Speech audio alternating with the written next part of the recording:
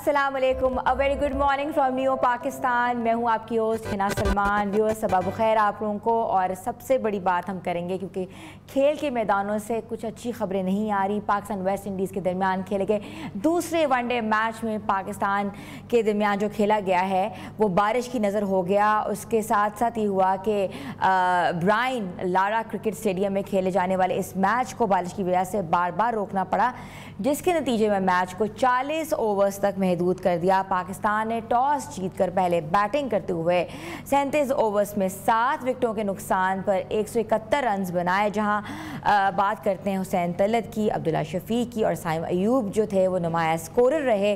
और ताहम टीम के अहम खिलाड़ी जो है बमशमूल कप्तान मोहम्मद रिजवान, नायब कप्तान सलमान अली आगा, खुसूसन अगर हम बात करें बाबर आजम, वो जल्दी पवेलियन जो है वो लौट गए और जो टीम के लिए एक बहुत बड़ा नुकसान था। ये सूरत हाल पहले मैच के बरक्स, जहां पाकिस्तान ने शानदार बल्लेबाजी का मुजाहरा करते हुए 280 रन का हदफ बआसानी हासिल कर लिया था। इस मैच के टीम की कारकर्दगी और पिछले मैच के मुकाबले में उनकी हिकमत अमली में फ़र्क पर गहरी नज़र डालने की ज़रूरत है।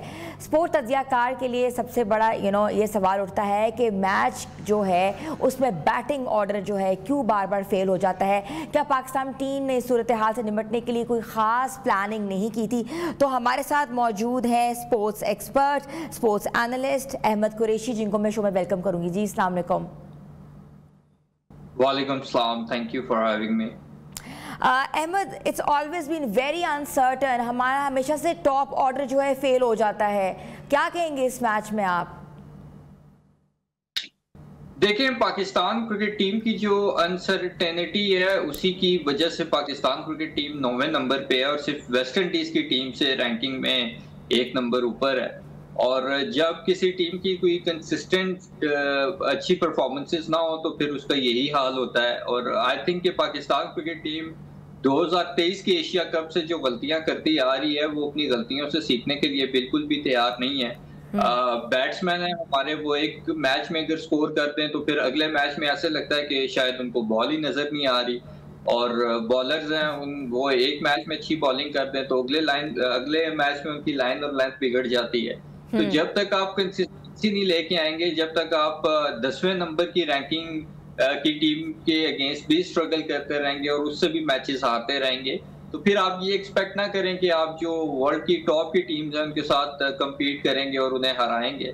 आई think this has been very unfortunate पिछले 2.5-3 साल से कि मुसलसल हम भी टीवी पे बैठ के ये बात करते हैं कि पाकिस्तान क्रिकेट टीम को बार बार मैनेजमेंट चेंज करने के बजाय, बार बार चेयरमैन चेंज करने के बजाय आई थिंक कि ऐसे खिलाड़ियों को मौका देना चाहिए जो डिजर्व करते हों। आप अगर देखें ओवरऑल तो ठीक है, सैम अयूब यंग प्लेयर है, आउट ऑफ फॉर्म है, लेकिन फिर भी कल का मैच में उसने बेहतर बैटिंग करने की कोशिश की है पहले मैच से। अब्दुल्ला शफीक को भी कंसिस्टेंटली। अहमद, ये भी कहा जा रहा है कि पिच वाज वेरी ट्रिकी। हम आखिरकार जो है जब भी हारते हैं तो पिच पे ब्लेम करते हैं। What do you think about it? देखें, फिर मेरे ख्याल में कि पाकिस्तान क्रिकेट टीम के जो हेड कोच हैं और कप्तान हैं, इनको खुद मिलके पिच तैयार कर लेनी चाहिए ताकि इनको फिर पिच के हवाले से कंप्लेन ना हो। आप इंटरनेशनल क्रिकेट खेल रहे हैं, आप कोई वही बात है पिंडी या लाहौर जिमखाना की क्रिकेट तो नहीं खेल रहे कि आप इस तरह के लेम एक्सक्यूजेस।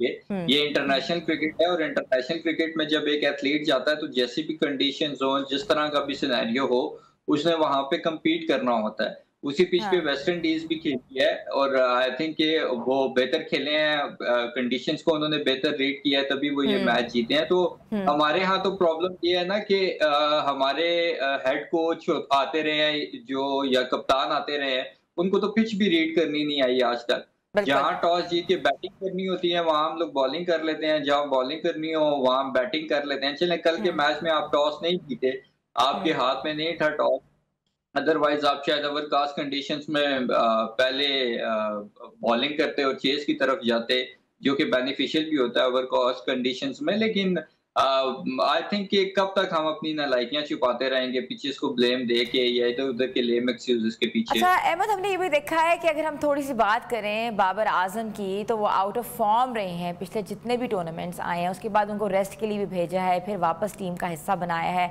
आप क्या समझते हैं बाबर आजम कहाँ जो है नेग्लिजेंस दिखा रहे हैं? क्या उनको रेस्ट की ज़रूरत है, रिहैब की ज़रूरत है, अच्छी तरबियत की ज़रूरत है, मैनेजमेंट के साथ आपस में बैठने मुशावरत की ज़रूरत है? आप क्या समझते हैं? देखिए, बाबर आजम की जो लास्ट सेंचुरी आई थी वो आई थी एशिया कप 2023 में। 2023 तकरीबन 2 साल हो गए हैं बाबर आजम की कोई सेंचुरी नहीं आई। और सेंचुरी तो दूर की बात है, बाबर आजम ज्यादा पिच पे अगर खड़े हो जाएं 30-40 रन ही कर दें तो वो भी आजकल बहुत बड़ी बात लगती है। जो प्रॉब्लम आइडेंटिफिकेशन की आपने बात की है, तो मैं कंसिस्टेंटली ये कहता रहा हूं कि बाबर आजम एक साइकोलॉजिकल डाउनफॉल का शिकार है। जब बाबर आजम उस सेंचुरी के बाद 1-2 दफा जल्दी आउट हुआ, उसके बाद वो अंडर प्रेशर आना शुरू हो गया। जाहिर है लोगों की एक्सपेक्टेशंस भी होती हैं, लोगों की नजरें भी होती हैं उस पे कि वो ज्यादा से ज्यादा स्कोर करे, सेंचुरी करे। तो वो उस एक्सपेक्टेशन की वजह से भी और कहीं ना कहीं उसका जो मोराल था या कॉन्फिडेंस था वो भी डाउन हुआ एकदम से। तो उसके बाद वो अब जब भी बैटिंग करने के लिए आता है, अगर आप देखेंगे तो पहली 3-4 बॉलों में ही अगर आप उसके फेशियल एक्सप्रेशन देखें तो वो लग रहा होता है कि ये घबराया हुआ है कि मैं कहीं आउट ना हो जाऊं। जब कोई बैट्समैन क्रीज पे ये सोच के आएगा कि मैं कहीं आउट ना हो जाऊं और उससे बचने के लिए वो डॉट बॉल ज्यादा खेलेगा, और उसका फिर नतीजा ये होता है कि जो गलतियां बाबर आजम करते हैं हमें वो गलतियां नजर आती हैं। जैसे बाबर आजम अब जब कोई भी शॉट खेलते हैं तो वो मिडल नहीं हो रहा होता प्रॉपर, और मिडल ना होने की सबसे बड़ी निशानी ये है कि या तो वो आउटसाइड एज लगेगा पहली स्लिप पे या कॉर्ड बिहाइंड हो जाएंगे, या फिर ये होता है कि उनके पैडों पे जब बॉल आती है वो उसको क्रॉस खेलने के लिए जाते हैं लेग साइड पे, तो तब वो या बोल्ड हो जाते हैं जैसे कल के मैच में हुए, या एलबीडब्ल्यू हो जाते हैं। तो आई थिंक के जो टेक्निकलिटीज के फॉल्ट्स हैं ये बाबर आजम में कभी भी नहीं देखे, और अब अगर ये देखने में आ रहे हैं तो इट मींस कि वो साइकोलॉजिकल डाउनफॉल का शिकार है। आई थिंक कि पीसीबी को इतना खर्चा करता है फजूल, वहीं पे पीसीबी को चाहिए कि प्लेयर्स की मेंटल हेल्थ के लिए या उनको इस तरह फॉल से निकालने के लिए भी जो है वो कोचिज रखे जाएं ताकि प्लेयर्स की परफॉर्मेंसेस इंप्रूव हो सकें। और आई थिंक जब तक बाबर आजम साइकोलॉजिकल डाउनफॉल का शिकार रहेंगे, मेरा नहीं ख्याल कि वो बड़ी इनिंग्स खेल सकते हैं। अहमद, आपने मेंटल हेल्थ की तो ऊपर निशानदेही की है कि बाबर आजम को ऑब्वियसली बात है थोड़े से इश्यूज चल रहे हैं, जो कि हमने भी देखा पिछले जितने भी टूर्नामेंट्स में he couldn't deliver well. So how about Rizwan को क्या फिजिकल हेल्थ की जरूरत है कि उनको भी मेंटल हेल्थ की जरूरत है? देखिए, रिजवान की जहां तक बात है तो रिजवान साहब तो मुझे लगता है कि इंटरनेशनल क्रिकेट से ज्यादा शायद टेप बॉल क्रिकेट खेलते हैं, क्योंकि उन्होंने बस एक लेग साइड को पकड़ा होता है कि मैंने सारे अपने रन यहाँ स्कोर करने हैं। ऑफ साइड पे तो वो काफी ज्यादा स्ट्रगल करते हैं। और आई थिंक कि इन दोनों की अगर हम बात करें, बाबर हो या रिजवान हो, इनके बारे में इस सीरीज से पहले कहा जा रहा था कि इन दोनों को T20 में भी इंक्लूड करना चाहिए एशिया कप में। तो अब मुझे ये समझ नहीं आती कि जब इन दोनों की ये परफॉर्मेंसेस हैं और दूसरी तरफ हसन नवाज जैसे प्लेयर, साइम अयूब जैसे प्लेयर जो यंग प्लेयर्स हैं, इवन हुसैन तलत 6 साल बाद उसकी परफॉर्मेंसेस काफी ज्यादा इंप्रूव हुई हैं, तो आप उनको निकाल के इन दोनों को कैसे डाल देंगे? और इन दोनों को अगर आप डालेंगे भी तो इन परफॉर्मेंसेस की बेस पे तो ये जस्टिफाई नहीं करते अपने पोजीशन। इवन हम तो जो इन दोनों की परफॉर्मेंस है वनडे में, इस पे तो वनडे में भी अब इन पे क्वेश्चन मार्क आना शुरू हो गया कि इस तरह की परफॉर्मेंसेस के साथ और इस तरह की जो है ना वो क्यूलेस परफॉर्मेंसेस के साथ इनकी वनडे में भी जगह बनती है तो T20 तो दूर की बात है। आई थिंक ये दोनों ऐसे प्लेयर हैं, इनको खुद अपनी रिस्पॉन्सिबिलिटी का भी एहसास होना चाहिए और इनको मेंटली भी इतना स्ट्रांग होना चाहिए कि अगर कोई साइकोलॉजिकल डाउनफॉल आए तो हम उससे किस तरह से निकले। क्योंकि मेरे ख्याल में 2 साल इनफ होते हैं। अगर आप पूरी दुनिया में देखें इस वक्त, अगर हम इंडिया के साथ हम अपने आप को ज्यादा कंपेयर करते हैं तो इंडिया में अगर हम देखें तो रोहित शर्मा और विराट कोहली जिन्होंने चैंपियंस ट्रॉफी इंडिया को जिताई है, उनके बारे में ये कहा जा रहा है कि वो अब आगे ऑस्ट्रेलिया की सीरीज की जो उनकी वनडे की है उसके लिए वो तब कंसीडर किए जाएंगे अगर वो उनका जो डोमेस्टिक का टूर्नामेंट है दिलीप ट्रॉफी उसमें परफॉर्म करते हैं। एक तरफ इंडिया के साथ हम अपना कंपैरिजन करते हैं जिन्होंने ये स्टैंडर्ड रखा हुआ है कि विराट कोहली, रोहित शर्मा जिन्होंने डोमेस्टिक खेले, चैंपियंस ट्रॉफी बिल्कुल बिल्कुल। T20 वर्ल्ड कप ने जिताया, लिमिटेड ओवर फॉर्मेट के दोनों बड़े टूर्नामेंट्स उनको जितवाए। उनके बारे में वो ये कहते हैं कि आगे अगर उन्होंने अपने आप को वनडे में कंटिन्यू करना है तो उनको डोमेस्टिक खेलनी पड़ेगी, डोमेस्टिक में जाके दिलीप ट्रॉफी में प्रूव करना पड़ेगा कि हमें काबिल अभी भी है कि हमें आप वनडे खिलाएं। दूसरी तरफ हमने बगैर किसी परफॉर्मेंसेस के इन लोगों को अपने ऊपर मुसल्लत किया हुआ है, तो मेरे ख्याल में जब तक हम अपनी नेशनल टीम को प्रायोरिटी नहीं देंगे प्लेयर्स पे, तब तक हमारी क्रिकेट भी स्ट्रगल करती रहेगी और टीम का भी यही हाल पर रहेगा। अहमद, हमारे पास कोई ऑप्शंस नहीं है ना, ऑप्शंस हम घुमा फिरा के वहीं आ जाती हैं। देखिए कैसे ऑप्शंस नहीं है, ये बात तो मैं T20 के लिए भी सुनता था, हमारे पास ऑप्शंस नहीं है, हमारे पास ये नहीं है। क्या आपको हसन नवाज नहीं मिला? क्या आपको साहबजादा फरहान नहीं मिला? क्या आपके पास कामरान गुलाम नहीं है? आपने क्यों कामरान गुलाम को बाहर किया है? उसके अलावा आपके पास हुसैन तलत नहीं है, आपके पास हसन नवाज नहीं है। देखें, ये सब एक बहानेबाजी होती है पाकिस्तान क्रिकेट बोर्ड की कि हमारे पास ऑप्शंस नहीं है। आपके पास क्यों ऑप्शंस नहीं है? ये सारे ऑप्शंस अचानक से कहां से आ गए? आपने अबरार अहमद को 1.5 साल, बाबर आजम साहब ने अपनी कप्तानी में पूरी दुनिया घुमाई, लेकिन उस बच्चे को उसने खेलने नहीं दिया कि ये परफॉर्म कर गया। हाँ, तो बिल्कुल वो बाहर ही होते थे, बिल्कुल ऐसा ही है, रिजर्व में होते थे। अच्छा Ahmed, there is a very important question over here, मुझे ये बताइएगा कि क्या मैनेजमेंट चेंजेस की वजह है, कोच चेंज की वजह है, या सेंट्रल कॉन्ट्रैक्ट के ऊपर बेचारे हमारे प्लेयर्स लगे हुए हैं? क्या वजह है जो मुसलसल टीम जो है वो कहते ना कि डायलेटेड कंडीशंस का शिकार है, हार का शिकार है? देखें, मेन प्रॉब्लम ये है कि आप उन्हीं प्लेयर्स को जब घुमाई जाएंगे, कभी एक आध सीरीज में बाहर करेंगे फिर ले आएंगे, तो आपकी परफॉर्मेंसेस इंप्रूव नहीं होनी। आपके पास आकिब जावेद था बॉलर, वो कहीं पे नहीं है। सलमान मिर्जा टॉप परफॉर्मर था बांग्लादेश के अगेंस्ट सीरीज में, उसको आप नहीं लेके गए। नसीम शाह मुझे कंप्लीटली फिट नहीं नजर आ रहा, 4 ओवर के बाद उसका सांस फूलना शुरू हो जाता है। ऐसे बॉलर को आप इसके लिए क्यों लेके गए? एक शाहीन शाह अफरीदी है जिसकी चले परफॉर्मेंसेस थोड़ी बेहतर लगती हैं। फिर हारिस को वनडे टीम से क्यों गायब है, वो क्यों नहीं है वनडे टीम में?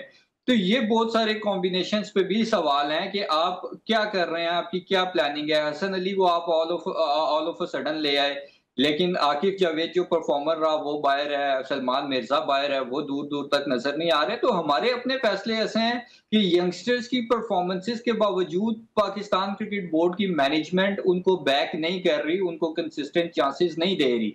ठीक है, अभी यहाँ पे साहबजादा फरहान डिजर्व करता था, कामरान गुलाम डिजर्व करते थे, लेकिन हमने ये प्रेफर किया कि हम उन्हीं बाबर आजम और रिजवान को लेके जाएंगे जो बाबर आजम पिछले और रिजवान पिछले 2.5-3 साल में हमारे लिए कुछ डिलीवर नहीं कर सके, और उनकी परफॉर्मेंसेस के डाउनफॉल की वजह से हमें एशिया कप कॉस्ट किए, हमें T20 वर्ल्ड कप कॉस्ट करके, कॉस्ट करके, और इससे बढ़ के ये कि हमने वो अचीवमेंट्स हासिल की जो शायद हमारी पाकिस्तान की क्रिकेट हिस्ट्री में हासिल नहीं हुई, कि हम जिम्बाब्वे से हारे T20 वर्ल्ड कप में, यूएस से हारे, इवन अफगानिस्तान से भी हारे। बिल्कुल बिल्कुल ऐसा ही है, बिल्कुल ऐसा ही है। वेरी सिचुएशन भी ऐसी है ना कि दिल, बाकी आपका दिल दुखता है जब कौमी टीम की जो परफॉर्मेंस के ऊपर इस तरह की बातें की जाएं। और मैं आपसे एक सवाल पूछूंगी कि जो मैच है वो एक बराबर हो गया है, एक विक्ट्री हमारी है, एक उनकी है। अगले मैच के ऊपर क्या समझते हैं? क्या प्लान चेंज होना चाहिए, कोई एक्शन डिफरेंट होना चाहिए, या कुछ ना कुछ ऊपर नीचे टीम को करना चाहिए? क्या करना चाहिए? देखें, जब तक आपकी अप्रोच बुजदिली वाली रहेगी, जब तक आपकी अप्रोच ये रहेगी कि मैं आउट हो गया तो फिर क्या होगा, तो तब तक आपकी टीम इंप्रूव नहीं कर सकती। वेस्ट इंडीज तीसरे वनडे में इस तरह से इनके ऊपर टूट के बरसेगी कि इनकी सोच है, क्योंकि वो ऑलरेडी दोनों मैचेस में उनकी काफी एग्रेसिव अप्रोच नजर आई है। ये तो पहले मैच में भी उन्होंने कैचेस ड्रॉप ना किए होते, अपने बॉलिंग के अंदर जो बॉलर्स अच्छी बॉलिंग कर रहे थे उनको हटाया ना होता, दूसरे बॉलर्स को एकदम ना लाया होता, रिदम अपना ना खराब किया होता, तो शायद आप पहला मैच भी ना जीते, वो भी आपके लिए बड़ा मुश्किल था। लेकिन फिर भी खैर हसन नवाज ने और हुसैन तलत ने जैसी बैटिंग की, 100 रन की पार्टनरशिप लगाई, उसकी वजह से आप मैच जीत गए। कल वाले मैच में भी आप कहीं नजर नहीं आए। उन्होंने जब चेस करने के लिए भी वो आए, उनकी विकेटें भी गिरती रही, लेकिन वो उन्होंने अपनी अटैकिंग अप्रोच वाली क्रिकेट नहीं छोड़ी। तो जब तक हम अटैकिंग अप्रोच के साथ नहीं खेलेंगे, क्लैरिटी ऑफ माइंड नहीं होगी हमारे पास कि हमने कितने टारगेट के लिए जाना है, अगर आप पहले बैटिंग भी करते हैं तो मेरे ख्याल में आपको 300 रन करने पड़ेंगे, तभी आप सेफ हैं। अदरवाइज अगर आप ये सोच रहे हैं 280 करेंगे, तो आप देखें कि कल भी उन्होंने टारगेट चेस किया, कर लिया। अगर 6 ओवर होते और 270-80 भी टारगेट, ठीक है। Thank you so much. Ahmed Qureshi हमारे साथ थे, स्पोर्ट्स एनालिस्ट, जिनका ये कहना था कि वेस्ट इंडीज़ ने दूसरे वनडे में पाकिस्तान को 5 विकेटों से शिकस्त दे दी है। पूरी कौम जो एकदम से फिर दिल बर्दाश्त हो जाती है, क्योंकि स्पोर्ट्स जो है वाकई एक खुशी की लहर हमारे में दौड़ती है जब हम कोई ना कोई मैच देखते हैं कि पाकिस्तान जीता है। तो अभी उस सिचुएशन आगे क्या होती है ये देखना है अगले मैच में। छोटी सी ब्रेक लेते हैं और ब्रेक के बाद वापस आ रहे हैं। आप देख रहे हैं न्यू पाकिस्तान।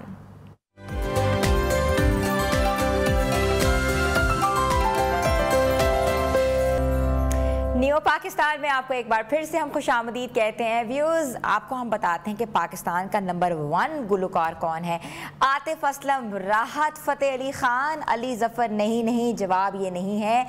मैं बात करूंगी जो खुद साख्ता शहंशाह मौसीकी, सोशल मीडिया की वायरल, दुनिया के कहते हैं मुस्तकिल मुकीन चाहत फ़तेह अली ख़ान साहब ने ऐलान फरमा दिया है कि पाकिस्तान के नंबर 1 गुलकार वो खुद हैं।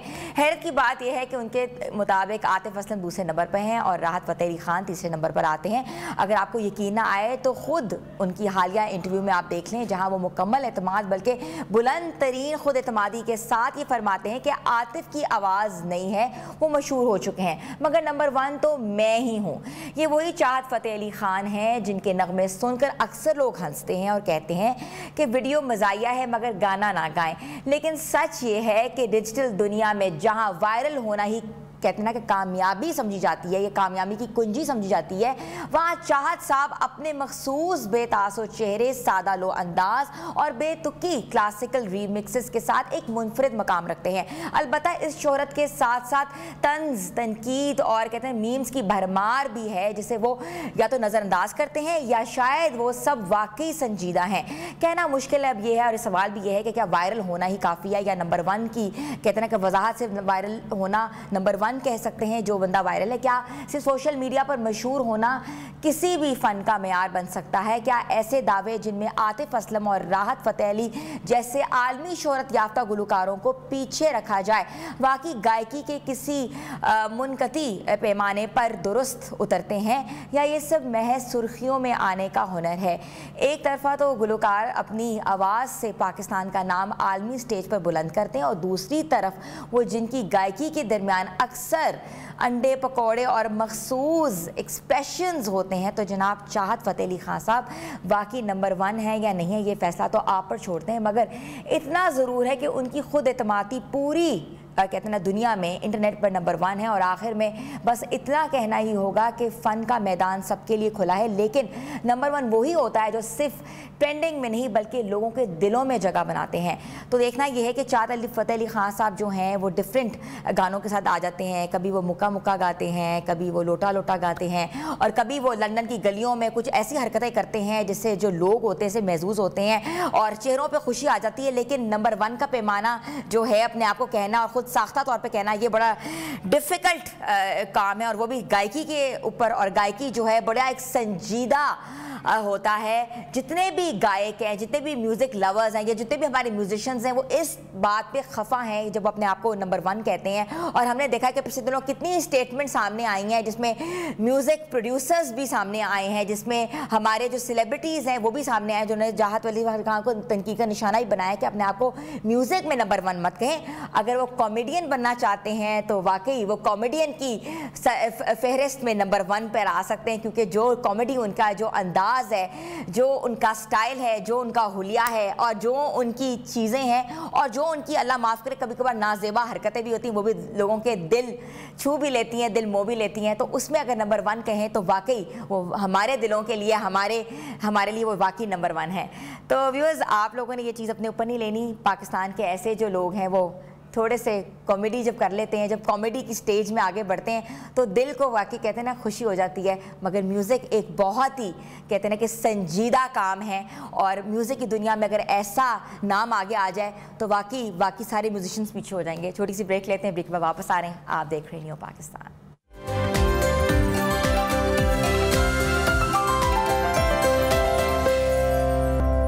नियो पाकिस्तान में आपको एक बार फिर से हम खुशामदीद कहते हैं। थोड़ी सी बात करते हैं लायंस ऑफ पाकिस्तान की। पाकिस्तान के नौजवान और बालासलाहियत एथलीट आमिर खान ने एक बार फिर दुनिया को दिखा दिया कि मेहनत आज़म और लगन के सामने कोई रुकावट बड़ी नहीं होती। मलेशिया में होने वाले इंटरनेशनल ताइक्वांडो चैंपियनशिप में जहां 34 ममालिक और दुनिया भर से तकरीबन 6000 एथलीट्स ने हिस्सा लिया। जापान, कोरिया, मलेशिया और फिलिपाइन जैसे ताइक्वांडो के बड़े नाम मौजूद थे। पाकिस्तान के ये शेदिल नौजवान 2 सुनहरी तमगे देकर वतन वापस आए और कहते हैं ना कि ये पाकिस्तान का जो नाम है, पाकिस्तान की पहचान ऐसे एथलीट से होती है जिन्होंने पाकिस्तान का नाम दूसरी सरहद में जाके रोशन किया। और स्पॉन्सर्स की अदम मौजूदगी जैसे मसाइल के उनके सामने रहे हैं, लेकिन दोस्तों ये ताउन जो ख़ानदान की दुआओं और अपने वतन के लिए बेपनाह मोहब्बत ने आमिर खान को मैदान में फातह बना दिया। उनकी ये कामयाबी सिर्फ एक खिलाड़ी की नहीं बल्कि पूरी कौम की कामयाबी है, जो पैगाम देती है कि अगर हम मुत्तहिद हैं तो दुनिया की कोई भी ताकत हमें शिकस्त नहीं दे सकती। तो हमारे साथ मौजूद है आमिर खान, जिनको हम वेलकम कहते हैं। जी अस्सलाम वालेकुम। वालेकुम सलाम मैम, कैसे हो? ठीक हो? बिल्कुल ठीक। आमिर खान, आपको बहुत बहुत मुबारक हो। Congratulations for winning 2 gold medals and coming back to Pakistan. क्या एहसास थे जब आपने ये 2 तमगे जीते? सबसे पहले तो सारे पाकिस्तान को मुबारक, और सबसे पहले तो अल्लाह का लाख लाख शुक्र है कि अल्लाह ने हमें इतना बड़ा कामयाबी दी। और मैंने जिस 2024 में मैंने थाईलैंड बैंकॉक में इवेंट्स किया था, उसमें मैं 1 गोल्ड लिया था। और अभी मैं मलेशिया आया हूँ, अभी भी मैं मलेशिया में हूँ। पहला इंटरव्यू है आप लोगों के साथ नो। तो सबसे पहले तो मैं तमाम पाकिस्तानियों को और जितना लोगों ने हमें सपोर्ट दिया, जिन लोगों ने प्यार दिया और जिन लोगों ने हमारे लिए दुआ की, इन सब का सबसे दिल से शुक्रगुजार हूँ। और अल्हम्दुलिल्लाह अल्लाह का लाख लाख शुक्र है कि ये 2 जो गोल्ड मेडल है, ये एक मैं अपने गांव के सवात के नाम पे कर रहा हूँ और एक पाकिस्तान के जो 14 अगस्त आ रहा है उसके नाम पे कर रहा हूँ। अच्छा, मुझे ये बताइएगा कि इतने बड़े इवेंट में आपका मुकाबला था जापान के साथ, कोरिया के साथ, फिलीपीन के साथ, तो आपको भी अंडर प्रेशर नहीं हुए?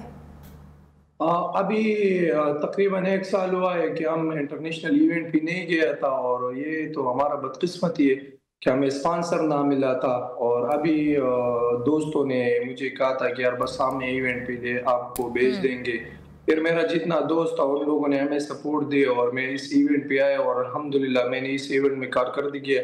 पहला फाइट मेरा चाइना के साथ है और इंशाल्लाह वो मैंने बिल्कुल आसानी से जीता। फिर दूसरा मलेशिया के साथ है, वो भी जीता। तकरीबन मैंने 6 फाइट किया था, ये 2 गोल्ड मेडल मैंने 6 फाइट भी जीता था। 3 फाइट एक इवेंट में किया, 3 फाइट दूसरी इवेंट पे किए। लेकिन अल्हम्दुलिल्लाह अपने पाकिस्तान का झंडा फिर उतारा और रिंग पे गया, वो सिजदा किया और अल्लाह का शुक्र अदा किया कि यार अल्लाह ने फिर हमें हिम्मत इतना दिया, हमें ताकत दिया।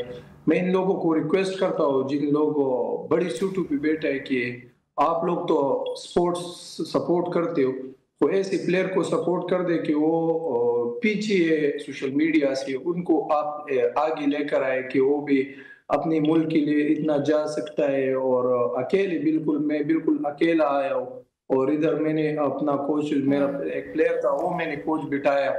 नहीं, बिल्कुल आपने ऐसे ही आपके मुल्क के लिए 2 गोल्ड मेडल्स लेकर आए हैं, ये बहुत बड़ी कामयाबी आपके हिस्से में आती है। अच्छा, मुझे बताइएगा कि आपने बताया कि माली मुश्किलात थी आपकी, स्पॉन्सर्स नहीं थे और काफ़ी लोगों ने वादा खिलाफियाँ भी की आपके साथ। वो क्या चीज़ें थी जिनको आप एड्रेस करना चाह रहे हैं?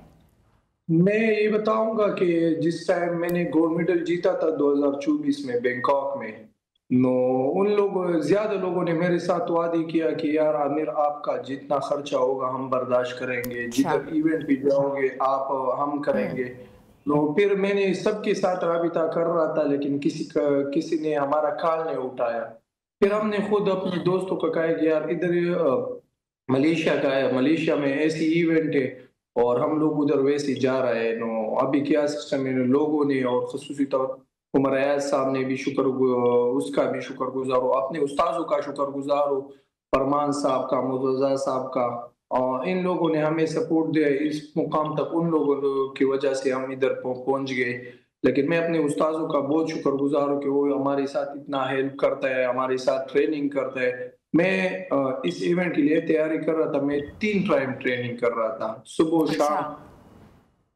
बस ये तो अल्लाह का लाख लाख शुक्र है कि अल्लाह ने हमें इतना बड़ा कामयाबी दी है। दोबारा पाकिस्तान का नाम मैंने रोशन किया है। और इंशाल्लाह उम्मीद रखता हूँ कि हमें थोड़ा सा सपोर्ट मिल जाए, इंशाल्लाह हम आगे भी जाएंगे, अपने पाकिस्तान का नाम आगे भी रोशन करेंगे। अच्छा, गोल्ड मेडल जीतने के बाद आपने आपको कहाँ देख रहे हैं? अगला कौन सा हदफ है आपका? कौन सा टाइटल है जो कि आप जीतना चाहते हैं? मेरा तो ख्वाहिश यही है कि मैं अच्छा सा कैंप्स अटेंड कर दूं और अपने मुल्क के लिए अच्छा सा कैंप्स, और बाकी जितना पाकिस्तानी पूरी दुनिया का खिलाड़ी जिधर होता है उसके साथ ट्रेनिंग वगैरह कर दूं।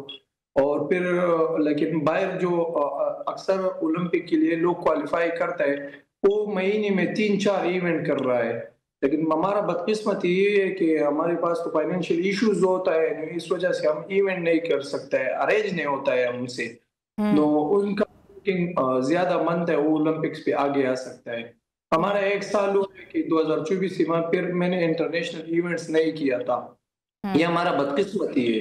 तो ये इवेंट थोड़ा सा हमें मिल जाए, स्पॉन्सर वगैरह मिल जाए।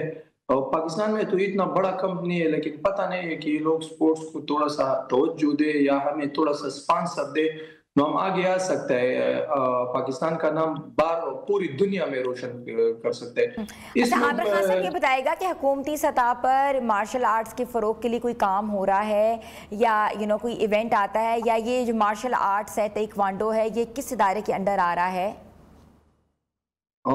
असल की तो हमारा जो स्वाद का जो अभी मेयर शाहिद अली साहब है नो, उसको हम गया था उसके पास नो, उसने हमारे लिए एक इवेंट बनाया बच्चों के लिए, स्वाद का जितना बच्चे थे उसमें भी हमारा क्लब को फर्स्ट पोजीशन पे आया। और सारे स्वाद में बहुत टैलेंट है, सारे पाकिस्तान में टैलेंट है, लेकिन बदकिस्मत ये है कि जो हमारा बड़ा लोग होता है वो सपोर्ट नहीं करते हैं ना, कि थोड़ा सा सपोर्ट हमें मिल जाए। मैं अपने प्लेयरों को बताता हूँ कि यार अपने हक के लिए खड़े होना है। हम इधर आ जाए, मैंने तकरीबन ये तीसरा गोल्ड मेडल है कि यार मैंने 2 साल में जीता है, और थोड़ा इवेंट हमें मिल जाए कि यार हम इवेंट के लिए जाए और अपने पाकिस्तान का नाम रोशन करें। नो बस यही थोड़ा इश्यूज मसाइल है, लेकिन उम्मीद रखता हूँ कि यार इसके बाद हमारा मसाइल हल हो जाए। अच्छा आमिर खान, मुझे बताएगा कि एक इवेंट के लिए कितना खर्चा दरकार होता है? अगर इंसान जो है वो अपनी मदद आपके तहत जाए, एथलीट जो जाना चाहते हैं, तो आपके कितने पैसे लग गए हैं अभी तक? मेरा पैसे तो तकरीबन 6-7 लाख रुपए लगा है, जैसे मैंने 3 लाख 20 की टिकट ली है आने जाने का। अच्छा। और फिर इधर EIS का सिस्टम, फिर हम जो इवेंट पे जाएंगे उधर पे करता है, इवेंट के जो ऑर्गेनाइजेशन है उसको पे करता है कि यार हम इस इवेंट पे पार्टिसिपेशन करते हैं। पाकिस्तान में तकरीबन 23-24 करोड़ आवाम है, लेकिन 24 करोड़ आवाम में लाजिम तकरीबन 10-12 प्लेयर तो गेम में ऐसे होते हैं अपनी वेट में कि वो अच्छा होते हैं, लेकिन बदकिस्मत ये है कि वो फाइनेंशियल वजह से आगे नहीं आ सकते। अच्छा, ये भी बताइएगा कि आपकी रूटीन क्या होती है, ट्रेनिंग रूटीन क्या होती है, डाइट क्या लेनी पड़ती है, और जो आप ट्रेनिंग करते हैं तो उसमें कितना खर्चा लग जाता है? मेरा तो ट्रेनिंग यही है कि मैं सुबह अल्हम्दुलिल्लाह जैसे नमाज पढ़ूं, फिर उसके बाद ट्रेनिंग के लिए जाओ, तकरीबन 2 घंटे उस टाइम ट्रेनिंग करूं, फिर वापस घर आ जाओ, फिर नाश्ता हमारा जो डाइटिंग है वो कर दूं, फिर उसके बाद थोड़ा सा सो जाओ, फिर अपने काम वगैरह पे जाओ। थोड़ा रिलैक्सेशन हमें नहीं मिल रहा है, लेकिन काम भी कर रहा हूँ अपना और अपने गेम भी कर रहा हूँ। फिर जो शाम के टाइम फिर क्लब पे जाता हूँ और उधर ट्रेनिंग लोगों के साथ, अपने बच्चों के साथ, अपने उस्तादों के साथ कर रहा हूँ। बिल्कुल ऐसा ही है। तो हमारे साथ मौजूद है आमिर खान, उनका बहुत बहुत शुक्रिया प्रोग्राम में आने के लिए, बिकॉज़ उन्होंने पाकिस्तान के नाम जो है 2 सुनहरी मेडल्स किए हैं ताइक्वांडो और कितने मार्शल आर्ट्स में बेहतरीन नाम रोशन करे, मगर वजह यह है कि फ़ंड्स की कमी की वजह से, स्कॉलरशिप ना होने की वजह से, और कहते हैं कि इदारों की सपोर्ट ना होने की वजह से वो दिल बर्दाश्त है। वो कहते हैं कि मैं मुल्क की खातिर नाम रोशन करना चाहता हूँ मगर मुझे सपोर्ट चाहिए। तो व्यूअर्स, सपोर्ट तो ज़रूरी है, यह हुकूमत की बहुत बड़ी जिम्मेदारी है, क्योंकि ऐसे एथलीट्स को सपोर्ट दें, उनका क्योंकि अगर सपोर्ट मिलेगी तो वो वाकई पाकिस्तान का नाम डिफरेंट टूर्नामेंट्स में जाके रोशन करेंगे। छोटी सी ब्रेक पे जाना है, ब्रेक के बाद वापस आ रहे हैं, आप लोग हमारे साथ रहें।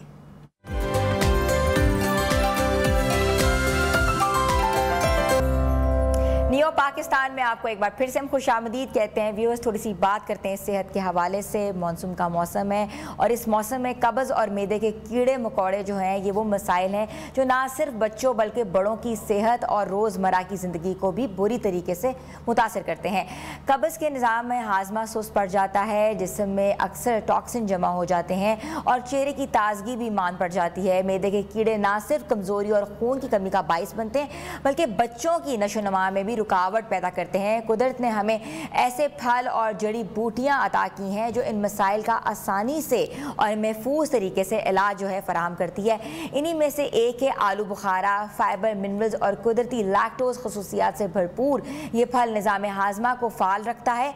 आज हम आपको एक ऐसा आसान नुस्खा बताएंगे जिसमें आलू बुखारे का पेस्ट जो है घर में बनाकर महफूज तरीके से इस बीमारी से आप निजात पा सकते हैं। और हमारे साथ प्रोग्राम में मौजूद हैं आपकी अपनी और हमारी भी अपनी वायरल आपा नईरा। क्या हाल है आपके? अल्हम्दुलिल्लाह, शुक्र अल्लाह का। नईमा आपा। नईमा आपा, कैसी हैं आप? अल्हम्दुलिल्लाह। सारी जो हमारी आपाज है ना, वो कभी नईरा हैं कभी नईमा है, मगर कहते हैं ना नून से बनती है। हाँ, नून से बनती है। अच्छा, ये भी कोई खास एक वो है अल्लाह ने दी हुई इनमें, शफायत कहते हैं ना। हाँ, बस मैं खुद उनकी फ़ैन हूँ, मुझे खुद बड़ी पसंद है वो। अच्छा, हाँ, लेकिन हम आपकी रेमेडीज के बहुत बड़े फैन हैं। अच्छा, आप ये बताएं, कीड़े मकोड़ों का जो इलाज है आपने कहाँ से दरियाफ्त किया? मैंने ऐसा अनोखा इलाज जो है वो दरियाफ्त नहीं किया, वो मुझे मिला। ठीक है, ये अच्छा। मुझे मिला। ऐसे था कि जिस तरह बच्चे ना, अमूमन बच्चे देखिए, सफाई का सबसे ज़्यादा इसमें होता है कि सफाई का ख्याल रखना चाहिए। होता ही है कि जब हम सफाई का ख्याल नहीं रखते, बच्चों की हाथ नहीं धुलवाते हैं, खाना खिलाते हुए बेहतियाती करते हैं, तो सोच के देखिए जब हम उससे परेशान हो जाते हैं तो जो आम आवाम बच्चे बाहर जो फिरते हैं गलियों में, जो झुग्गियों में, जो भट्टों पे काम करते हैं, इस तरह के उन बच्चों को तो हाइजीन का पता ही कोई नहीं है कि वो कैसे, वो जो सामने होता है वो खाते हैं, उसकी वजह से कीड़े मकोड़े। तब जो आपका सवाल था कि आपने ये इलाज लिया कहाँ से, तो ये मैंने उनसे इलाज लिया। अच्छा। हाँ, उन्होंने बताया, भट्टे पे काम करने वाले, तो मैं उनके सामने ऐसे ही बात कर रही थी ना बैठी हुई, तो मेरे घर में ही मेड आई थी, तो उसके साथ आई थी मेहमान, तो मैंने कहा ये पेट के कीड़ों का इलाज ना फलां चीज़ आप इस्तेमाल करें, फलां चीज़ इस्तेमाल करें, उसकी वजह से बच्चा उसका लागर था, कमज़ोर था। अच्छा। मैंने कहा इसकी वजह से होता ये कि अंदर जो खुराक होती है हमारी, जो बच्चे खाते रहते हैं और फिर वो मोटे भी नहीं होते, सूखे बिल्कुल इस तरह की उनकी टांगें होती हैं, तो मैंने बताया इसके पेट में कीड़े हैं। अच्छा। तो उसने बताया, कहती बाजी ये जो आप इलाज बता रही है ना, तो कहती ये इलाजों का हमारे पास टाइम कोई नहीं है बिल्कुल भी। मैंने कहा आप लोग क्या करती हैं? उसने बताया कि हम ये वाला इलाज करते हैं। देखो इतना अनोखा इलाज उसने बताया कि मेरी अपनी अकल दंग रहेगी। मैंने कहा कमाल हो गया है। बच्चों के पेट के कीड़ों के लिए, बच्चों के पेट के कीड़ों के लिए खास तौर पे। कहती है बस रात को 3 दाने हम खिला देते हैं और सुबह बिल्कुल साफ हो जाते हैं बच्चे माशाल्लाह। क्योंकि फिर वो कहती हमारे बच्चे की गंदगी वगैरह इस तरह की चीजें, सफाई का ख्याल नहीं रखते हैं। ये है क्या, सफेद सिरके के अंदर, सादा जो सिरका होता है, सफेद सिरके के अंदर चने भिगो के रखे हुए, और कहती ये हमारे पड़े रहते हैं, ये खराब भी नहीं होते, सालों साल। ये बिल्कुल नॉर्मल चने होते हैं, नॉर्मल चने, यही पकाने वाले चने। अच्छा। आप काले चने, जो सादे काले चने नहीं होते, ये काले चने और सिरके में भिगो के रखे हुए। ये मुझे एक ऐसा डिफरेंट चीज लगी।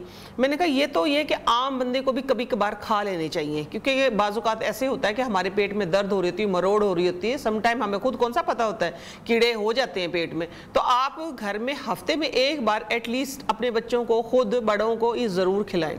इसका सादा सा फार्मूला आप लोगों ने इतना देखिए नजर आ रहा है, जितना ये सिरका लिया, सिरके के अंदर मैंने 20-25 दाने ये डाल के रखे हुए चने के, और ये खराब नहीं होंगे। सबसे अच्छी बात ये कि 6 महीने भी नहीं खराब होते सिरके में वो जिस तरह सिरके का अचार होता है, इसी तरीके सिरके के अंदर ही फूल गए ये। आप लोगों ने करना ये है कि इसके, जिन बच्चों को ये है कि पेट के कीड़े हैं, रात को उनको थोड़ा सा मीठा खिला दें, सोते हुए गुड़ खिला दें, चीनी खिला दें, कोई भी मीठी चीज खिला दें। उसके तकरीबन 20 मिनट के बाद ये सिरके वाले सिर्फ 3 चने रात को दे दें सोते हुए, और उससे सिर्फ होगा ये कि सम टाइम होता है इस तरह के गला, खुदा ना खास्ता ये खट्टे होते हैं ना थोड़े से, तो गला खराब होने का थोड़ा सा डर होता है, तो आप उसके ऊपर गरारा करवा दें अगर किसी को है तो, वरना अमूमन नहीं होता है। डीवर्म करने का तरीका है बच्चे को, बिल्कुल डीवर्म करने का तरीका है। डीवर्म सुबह जैसे ही बच्चा उठेगा, पेट साफ होगा, मैं कहती हूँ पूरी जो अंदर मखलूक है ना, सारी मखलूक बाहर आ जाएगी। अच्छा, ये इतना कारामद फार्मूला है। ये फिर मुझे तो एक नई चीज मिली थी, तो मैं बताती हूँ कि जहां मैं बैठती, जहां कहीं जिक्र हुआ, मैंने सबसे पहले ये चीजें बताई, मैंने कहा ये टोटके हैं, ये आप लोग करो। अच्छा, ये आलू बुखारे का जो पेस्ट है उससे कब्ज का इलाज होता है कि उससे भी कीड़ों का इलाज होता है? नहीं, उससे कब्ज कुशा बहुत, क्योंकि उसके अंदर फाइबर बहुत है ना, फाइबर बहुत है, खुश्की को खत्म करता है वो, तो पेट हमारे पूरे गट सिस्टम को ठीक करता है। आलू बुखारा तो एक अल्लाह ताला की बहुत बड़ी नेमत है। देखिए ये चीजें हमारी अपनी दरियाफ्त की हुई है, ठीक है, ये चीजें कॉम्बिनेशन हमने खुद बनाए, अपने दिमाग से बनाए। लेकिन ये जिस तरह आलू बुखारा है, जो अभी देखिए फ्रेश आलू बुखारा चला गया, कहीं कहीं मिल रहा है, ये खुश्क आलू बुखारा है। अगर फ्रेश आलू बुखारा आप लोग उसकी पेस्ट बना के उसको महफूज कर लें, ठीक है, रोजाना रात को सोते हुए, सोने से तकरीबन आधा घंटा पहले आप लोग लें, उससे ये होगा कि आपका पेट एक वो रूटीन बन जाएगी आप लोगों की, पेट भी साफ होगा। जब पेट आपका साफ हो गया, क्योंकि जो कब्ज होती है वो उम्मुल मर्ज कहलाती है, सारे जितने भी मर्ज है ना उनकी माँ है वो। अगर कब्ज है तो आपको 101 बीमारियां लग जाएंगी। सबसे पहले कब्ज का इलाज होना चाहिए, तो आलू बुखारे से कब्ज का बेहतरीन इलाज है। आप लोग इसकी पेस्ट बना के 1 पाव आलू बुखारा ले लें, 1 खुश्क आलू बुखारे का आजकल मैं बता रही, क्योंकि फिर वो फ्रेश तो मिलेगा नहीं आप लोगों को। खुश्क आलू बुखारा ले लें 1 पाव, उसको तकरीबन 1 किलो पानी में रात को ही आप सोख करके रख दें, सुबह उसको चढ़ाएं लो फ्लेम पे, तो उसकी चटनी बन जाएगी। उसमें कोई आर्टिफिशियल मीठा डालने की जरूरत नहीं है, ठीक है, तो उसकी एक चटनी बन जाएगी। उसके अंदर आप सिर्फ जो पंपकिन सीड होते हैं, सिर्फ पंपकिन सीड, ठीक है, पंपकिन सीड में मैं आप लोगों को आगे चल के बताती हूँ, कीड़ों का भी बहुत बड़ा इलाज है। ये आपके कीड़े, पेट के कीड़े और कब्ज दोनों का एकदम इलाज है। 1 पाव आलू बुखारा जब आपकी रह जाए तकरीबन 1 पाव के बराबर चटनी, वो थिक सी हो जाएगी। उसके अंदर आपने ना फ्राई करने हैं ना उनको रोस्ट करना है, सादा पंपकिन सीड नहीं, सादा पंपकिन सीड एक मुट्ठी भर के आपने उसके अंदर मिक्स कर देने, मिक्स करके उसको ढक के रख दें। बस उसका आपने रात को सोते हुए 2 चम्मच जो पेस्ट है वो खा के सो जाए। हाँ, जो डायबिटिक पेशेंट है उनको मैं ये कहूँगी ज़रा वो बस एतदाल में 1 चम्मच, क्योंकि शुगर थोड़ा सा इसमें होता है, फ्रेश खाते हैं उसका और होता है, लेकिन जो हम ड्राई आलू बुखारा खाते हैं ना चटनी बना के, स्पाइक कर सकती है। हाँ, शुगर स्पाइक नहीं करे, लेकिन थोड़ा वो शुगर को गड़बड़ कर, स्पाइक नहीं करेगी, गड़बड़ कर सकती है, ठीक है। हाँ, तो ये कि आप सिर्फ 2 चम्मच खाएं, ये एक ऐसा अनोखा इलाज है कि जो आपकी कब्ज को भी खत्म करेगा, कॉम्बिनेशन है दोनों चीजों का, और आपके पेट के कीड़ों को बिल्कुल खत्म कर देगा। अच्छा नीमा आपा, ये बताइएगा कि ये जो पेस्ट है ये आप बना के रख सकते हैं? बिल्कुल, मैंने यही बताया ना, ताजा बनाए हर बार? नहीं, 1 पाव देखिए एक टाइम में तो नहीं ना खाया जाएगा। 1 पाव जो है आप बना के इसको इजीली फ्रिज में रख सकते हैं, ठीक है। हाँ, इसका कोई नुकसान नहीं, फ्रिज में रखने से कोई नुकसान नहीं होगा। बस ये है कि बाहर रखेंगे ना, जब उसके अंदर फिर या तो सिरका डालना पड़ेगा, सिट्रिक एसिड डालना पड़ता है उसको सेव करने के लिए। अदरवाइज ये है कि वैसे 2-4 महीने निकाल देती है। वैसे आप इसको किचन में रख भी सकते हैं आजकल के मौसम में भी, क्योंकि खराब नहीं होता, क्योंकि इसके अंदर खुद से ही सिट्रिक होता है। अच्छा, कब्ज होती है तो ऑटोमेटिकली हमारा जो मैदा है वो रिस्पॉन्ड नहीं करता, बहुत ज्यादा गट इशू हो जाता है, हमें गैसेस होती है, रिफ्लेक्स एक्शन होते हैं। एक्चुअली इसके अंदर जो आलू बुखारा है ना, आलू बुखारे के अंदर हमारे पूरे गट सिस्टम का इलाज है। ये ड्राइनेस खत्म करता है, ये कब्ज को खत्म करता है, ये फाइबर है इसके अंदर, इस वजह से कब्ज को खत्म करता है, ये आपके खून को बढ़ाता है, आपके दिल को तकवीत देता है। ये एक पूरा खुद बाकायदा एक तबीब है, ये बाकायदा इलाज है। ये चाहे ड्राई फॉर्म में हो, चाहिए आपके पास फ्रेश हो तो तब खाएं, आप फ्रेश हो तो उसकी चटनी बना के बहुत दिन के लिए महफूज कर सकते हैं। ये बहुत ही अच्छी चीज है, बहुत कारआमद है। अच्छा, जिनको मैदे का अल्सर है और उनको कब्ज भी है, वो भी खा सकते हैं आलू बुखारे की? बिल्कुल खा सकते हैं। ये मैंने बताया ना कि ये तर भी है, ये ऐसे नहीं कि ड्राई है, ड्राई नहीं है, इसका मिजाज जो है वो ठंडा है, ये खुश्क नहीं है, अंतों को खुश्क नहीं करेगा, ये खुश्की को खत्म करता है। वैसे मैं आपको एक और इलाज बता देती हूँ, आलू बुखारे की एक अलग है कहानी, लेकिन जिनको अल्सर एक्चुअली होता है क्यों, जब ड्राइनेस हो जाती, पहले आप कब्ज को समझे कि कब्ज होती किस लिए। कब्ज होती इसलिए है कि जब आपकी आंतों के अंदर खुश्की हो जाती, बड़ी आंत जो होती है ना हमारी, उसके अंदर जब ड्राइनेस हो जाती है, ड्राइनेस जो होती है वो आपको कब्ज करती है, उसकी मद में आपको अल्सर हो सकता है। और बहुत सी एच पाइलोरी जो आजकल बहुत ज्यादा चला हुआ है, ये इस तरह के मर्ज जो है वो इसी से जन्म लेते हैं, खासतौर पे हाइजीन का जहां पे ख्याल नहीं रखा जाता। फिर आपने उस खुश्की को कैसे खत्म करना, आपका क्वेश्चन जो था ये बिल्कुल सेफ है खुश्की को खत्म करने के लिए, लेकिन उसका एक मुजरब नुस्खा मैं आप लोगों को दे देती हूँ। आप लोगों ने करना, जिनको दायमी कब्ज है, तकरीबन आप ये कहें कि 15-15, 20-20 दिन वो वॉशरूम की हाजत ही नहीं होती। और मेरे एक ऐसे क्लाइंट हैं अमेरिका में, उनकी आई थी कॉल, वो बेचारी अपनी बच्ची को 13 साल की बच्ची वो ले के फिरी थी सारी जगह पे, लेकिन कहीं इलाज नहीं होता। एक ही मैंने नुस्खा उनको दिया जो कि बहुत ही आजमूदा है, ठीक है, वो ये है कि इसबगोल का छिलका असली है, क्योंकि आजकल ये बहुत नकली आ गया है, अच्छा, हाँ, इसबगोल का छिलका असली हो, ठीक है, आप लोगों को पहचान होनी चाहिए, पंसारी की दुकान से सफेद रंग का, जिनको पहचान है वो देख के लें। इसबगोल का छिलका, और साथ में ये है आलमंड ऑयल। आलमंड ऑयल लें, चॉइस आपकी, आपके पास देसी घी है, आलमंड ऑयल है, या आपके पास ऑलिव ऑयल, बादाम रोगन है, ये ऑलिव ऑयल जैतून का तेल, हाँ, या बादाम का तेल हो सकता है, ठीक। इनमें से आप लोगों ने करना ये है कि दूध, आधा किलो दूध लें, दूध के अंदर आपने गुड़, थोड़ा सा गुड़ डाल के, गुड़ पुराना हो, फ्रेश गुड़ नहीं लेना, गुड़ पुराना हो, 1 साल पुराना।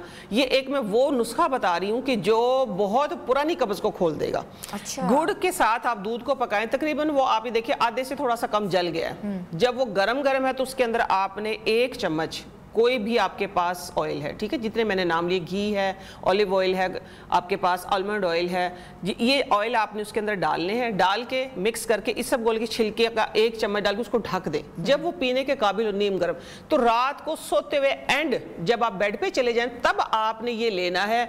और ये नहीं सोचना कि एक ही दिन में आपकी दायमी कब्ज आप लेते रहें, आप लेते इंशाल्लाह 3, 4, 5, 6 दिन, 7 दिन, इसका साइड इफेक्ट तो है ही कोई नहीं। ये आपकी ड्राइनेस को खत्म करेगा, और इंशाल्लाह चाहे 8 से 10 दिन लग जाएं, आप इसको आपने छोड़ना नहीं है।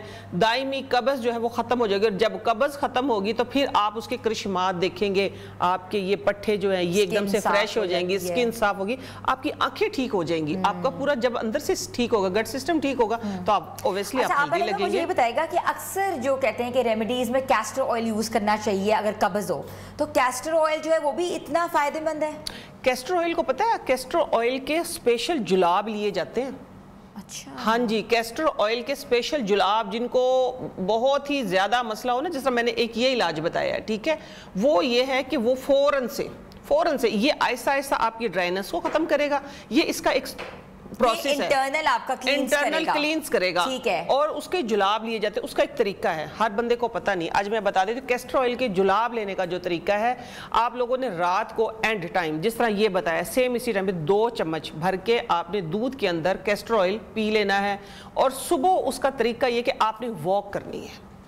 अच्छा। आपने वॉक करनी कम से कम 15 से 20 मिनट की, फिर आपके अंदर में हलचल होती थोड़ी बहुत, फिर आपका पखाना मूवमेंट, हाँ जी, और अगले फिर 2 दिन आप लोगों ने गैप देना। इसका एक स्पेशल तरीका है जुलाब लेने का, कैस्टर ऑयल का जो आपने पूछा है ना, इसका ये तरीका, 1 दिन ले लिया आपने, 2 दिन का वक्फा देना है, फिर 2 दिन का वक्फा देके फिर आपने 1 चम्मच लेना है, उसी तरीके से। अच्छा, मुझे एक बताएगा, सबसे बड़ा जो मसला होता है जब बच्चा न्यूबॉर्न बेबी पैदा होता है, उसको भी कॉन्स्टिपेशन हो जाती है, बहुत ज्यादा ये मसाइल है, और ना हम उनको कहते ना कि कुछ खिला सकते हैं, 5 दिन का बच्चा है, मुश्किल ही नहीं है, दिन का बच्चा है और कब्ज है उनको, तो उसकी दायमी कब्ज कैसे तोड़ सकते हैं? देखें, छोटा जो बच्चा होता है ना, आप एक आदत बना लें, छोटे बच्चे को, ये तो मेरे पास है, देखें क्या आलमंड ऑयल रखा हुआ है, सरसों का तेल सादा, कब्ज होगी नहीं, वो तरीका बता रही हूँ। अच्छा। छोटे बच्चों को, हाँ, जब होते हैं ना बच्चे, छिले में ही होते हैं तकरीबन 40 दिनों के, 40 दिनों से भी कम लगा लें, अब 10 दिन के लगा लें, 10 दिन के बच्चे हैं जिस तरह, मिसाल के तौर पे उनकी आपने एक प्रैक्टिस स्टार्ट करनी है।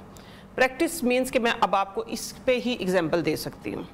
ये बच्चे की बेली बटन है, हाँ, ठीक है, आपने ऑयल लेना है, इस तरह ऑयल, मैं अब आप लोगों को ये प्रैक्टिकल करके दिखाऊंगी। ये बहुत जरूरी है, ये बहुत जरूरी है छोटे बच्चों को। इंशाल्लाह ना गैस होगी, जो बच्चे सारी सारी रात रोते हैं, कॉलिक दे दो, फीडर चेंज कर दो, उल्टा कर दो, सीधा, परेशान हो जाती हैं, उल्टा कर दो, सीधा कर दो, बेचारी सो ही नहीं पाती। ये लेट से, इधर देखें, ये बेली बटन है इसका, आप लोगों ने ऑयल अपने हाथ पे लगाना है, सरसों का तेल, ठीक है, आपने इस तरीके से उनका मसाज करना है, बहुत ही लाइट हैंड से, नाफ के आपने 3 दफा ऐसे करना है, और ये हमारी प्रैक्टिस में रहा है, ठीक है, क्योंकि अमूमन बच्चों को होती है।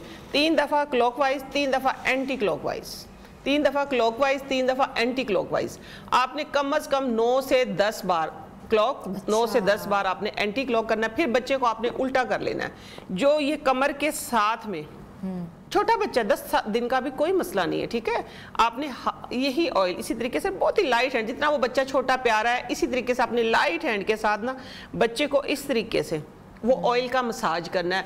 मैं गारंटी देती हूँ इंशाल्लाह, जो माएँ परेशान बेचारी सारी सारी रात जागती है ना कि क्या करें, कॉलिक दे रही हैं, कभी कुछ दे रही हैं, कभी कुछ दे रही हैं, हर चीज का इलाज है। आप देखिएगा कभी बच्चे को ना कब्ज होगी ना गैस होगी। अच्छा, घुट्टी का जो कॉन्सेप्ट है, अक्सर लोग कहते हैं घुट्टियां पिलाओ, घुट्टी पिलाओ, क्योंकि बच्चों में सबसे ज्यादा ये मसाइल होते हैं। घुट्टी के बारे में बताएं कि घुट्टी का जो है क्या इलाज, वाकई फायदा है उसका?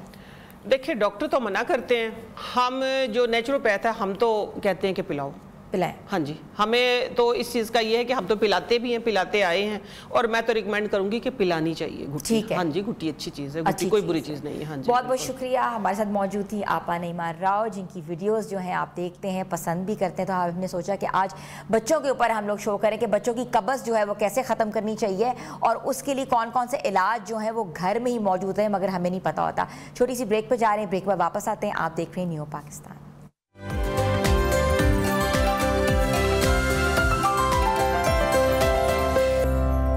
न्यू पाकिस्तान में आपको एक बार फिर से खुशामदीद कहते हैं। एक अफसोसनाक वाक़े से आपको आगाह करते हैं। गिलगित के इलाके डेनवर नाले में एक इंतहाई अफसोसनाक हादसा जो है पेश आया है, जहां सैलाब से मुतासरा वाटर चैनल की बहाली का काम करने वाले 8 रजाकार लैंडस्लाइडिंग की जद में आकर जाँ बहक हो गए हैं, जबकि 3 जख्मी हैं। यह वाक़या उस वक्त पेश आया जब मकामी रजाकार इतवार की रात गर्मी की शदीद लहर के बाइस दिन में काम करने से कासिर होने की वजह से बहाली का काम कर रहे थे। ये रजाकार इसके लिए काम कर रहे थे क्योंकि डेनवर नैली में 22 जुलाई को बादल फटने से आने वाले सैलाब ने न सिर्फ रिहायशी इलाकों को मुतासर किया था, बल्कि पीने के पानी और आपाशी के नहरी निज़ाम को भी शदीद नुकसान पहुंचाया था। इस सूरत हाल पर मकामी अफराद ने कई हफ्तों से पानी की कमी की वजह से महरूम हो गए थे। तो इस सारी सूरत हाल पर बात करने के लिए हमारे साथ मौजूद है तर्जुमान गिलगित बल्तिस्तान हुकूमत फैजुल्लाह फराग साहब, जिनको मैं वेलकम करती हूँ। जी अस्सलाम वालेकुम। वालेकुम अस्सलाम, बहुत शुक्रिया। फैजुल्लाह फराग साहब, क्या तफसीलात हैं आपके पास? ये शब का 2 बजे का अफसोसनाक हादसा है, जो मुकामी रजाकार वहाँ पे वाटर चैनल की बहाली का काम कर रहे थे। अचानक पानी के ऊपर से भट्टी का तोदा गिरा, जिस नतीजे में वहाँ पे वो 13 के करीब जो रजाकार उसमें दब गए थे। इब्तिदाई इत्तला ये थी।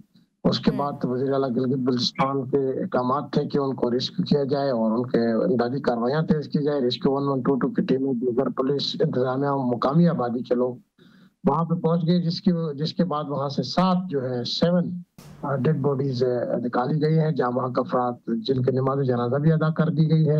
जाँ बहक अफराद की तादाद 7 है और 3 इंतहाई जख्मी हालत में वहाँ से रेस्क्यू किया गया है। RHQ हॉस्पिटल गिलगित उनको शिफ्ट किया गया, वहाँ पे उनकी तबीयत इमदाद जारी है। जबकि 2 से 3 अफराद वहाँ पे मलबे तले दबने का खदशा है, इसलिए वहाँ पे रेस्क्यू और सर्च ऑपरेशन जारी है। इमदादी कार्रवाई भी जारी है। बहुत अफसोसनाक हादसा है जिस पर दिल गिरफ्तगी का आलम है। पूरे सूबे में सोग है। तमाम हॉस्पिटल्स में इमरजेंसी नाफिज कर दी गई है और वज़ीर आला गिलगित बल्तिस्तान ने मुतासरा खानदानों के साथ ताजिद का इजहार किया। बिल्कुल ऐसे ही है। फराग साहब, ये बताइएगा कि लैंडस्लाइडिंग जैसे कुदरती आफात के इलाकों में काम करने वाले रजाकार जो हैं, उनके लिए कोई एहतियाती तदबीर क्यों नहीं की गई, कोई एक टाइम क्यों नहीं रखा गया, या कोई स्पेशल सपोर्ट सिस्टम क्यों नहीं मुहैया किया गया, क्योंकि वो इतना इंतहाई निगहदाश्त एरिया में काम कर रहे थे? ये जो मुकामी रजाकार थे जो बहुत सारी तादाद में थे, वाटर चैनल की बहाली, चूंकि गिलगित बल्तिस्तान की मौसमियाती तब्दीलियों के बाद जगह जगह तबाही फैल दी गई है। हुकूमत अपनी बिसात से बढ़ के तो कर रही है, लेकिन लोग भी अपने तौर पर जल्दी चैनल की बहाली जल्दी सूरत में करने के लिए वो काम करते हैं। और बदकिस्मती से ये रात को भी वहाँ पे काम कर रहे थे। काम पे दफा 144 का निफाज नहीं है, वहाँ पे मोमेंट पे है, वहाँ कश्तियां चलाने पे है। कश्तियां जहाँ कश्ती रानी उस पे दफा 144 है। अपनी सड़कों की और अपनी चैनल्स की बहाली लोग कर सकते हैं, लेकिन ये रात को कर रहे थे, दिन को भी कर रहे थे। तो अचानक ये तोदा आ गया है, ये बदकिस्मत लोग उसके जद में आ गए। अफसोसनाक ये हादसा है। तो गिलगित बल्तिस्तान में ये हादसों का इस वक्त हम जगह जगह हादसों का सामना कर रहे हैं। कल ग्लेशियर फट गए आगे उसमें हिस्पर में, उसमें हुंजा के इलाके में, शमशाल में सड़कें ब्लॉक हुई हैं। फिर गिजर के इलाके में शंदूर वाली शायरा भी बंद है, वहाँ पे काम जारी है। देमर में भी तबाही फैल गई है। तो वहाँ पे दरियाई कटाव, वहाँ पे आबी कटाव, वहाँ पे जमीनी कटाव, जारी है और ऊपर से बहुत बहुत शुक्रिया। हमारे साथ मौजूद है फैजुल्लाह फरागज़र, तर्जुमान गिलगित बल्तिस्तान हुकूमत, जिनका कहना था, जिनकी डिटेल्स के मुताबिक जो हैं 8 रज़ाकार जो हैं वो जाँ बहक हो गए हैं क्योंकि वाटर चैनल की बहाली का काम कर रहे थे। पिछले दिनों हमने देखा क्लाउड बर्स्ट के वाक़यात हुए थे और लैंड स्लाइडिंग के वाक़यात से जो है ना सिर्फ पानी की फरहमी आसान थी बल्कि बहुत से जो रस्ते थे वो भी बंद हो गए थे। तो उस सारे काम के दौरान जो है एक और जो है अफसोसनाक वाक़या हुआ है कि जिसमें 8 रज़ाकार जो हैं वो जहाँ बहक हो गए। छोटी सी ब्रेक पे जा रहे हैं, ब्रेक के वापस आ रहे हैं, आप लोग हमारे साथ रहें।